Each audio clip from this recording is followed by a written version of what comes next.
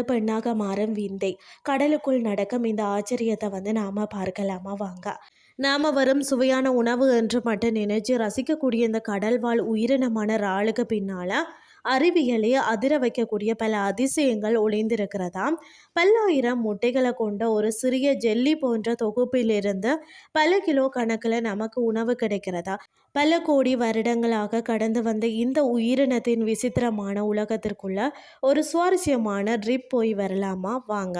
அமெரிக்கர்கள் ஒரு பெயரிலையும் நாம ஒரு பெயர்லையும் இதை அழைத்தாலும் முட்டையிடும் விதத்தை வச்சு இவற்றை இரண்டு வகையாக பிரிக்கிறார்கள். முட்டையை கடல்ல அப்படியே விட்டுவிடும் ரகம் ஒன்று, தன் வயிற்றிலேயே முட்டைகளை சுமந்து அதாவது வாழாலேயே விசிறி விட்டு பாதுகாக்கும் ரகம் மற்றொன்று.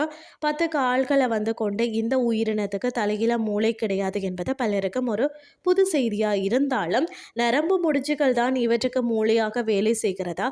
மனிதர்களை போல சிவப்பு நிற ரத்தம் இல்லாமல் நீல நிறத்திலேயோ அல்லது நிறமே இல்லாமலோ இருக்கும்.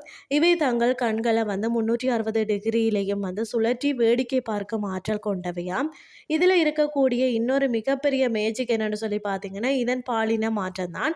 பிறக்கும் போதே பார்த்தீங்கன்னா ஆணாக பிறக்கும் சில இறால்கள் தான் முட்டைகளை சுமக்க பெரிய வயிறு தேவைப்படுறதால பிறகு இயற்கையாகவே பெண்ணாக மாறிவிடும். சில நேரங்களில் ஆணும் பெண்ணுமாக ஒரே நேரத்தில் செயல்பட்டு இரண்டுமே கற்பம் தரிக்கும் அதிசயங்களும் இங்கே சகஜமாம்.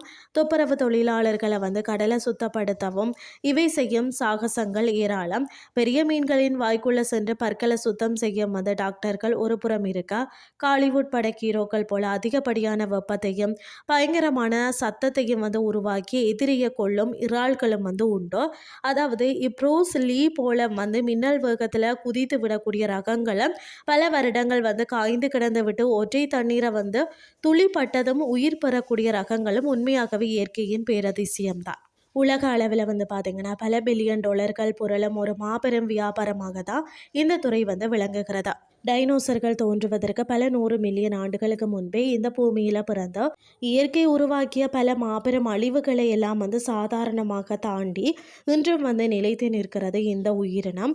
நம்ம கடையில் எளிதாக வாங்கி சாப்பிடும் இந்த சாதாரண உணவுக்கு பின்னால் இப்படி ஒரு பிரம்மாண்டமான சரித்திரம் மறைந்திருக்கிறதுனே சொல்லலாம். இன்றைய கிறிஸ்டி உங்களுக்கும் பிரயோசனமாக அமைஞ்சிருக்கும்னு சொல்லி நான் நம்புகிறேன். இதே மாதிரி மற்றும் ஒரு கிறிஸ்டின் வேலைக்கு உங்களை சந்திக்கிறேன். நன்றி.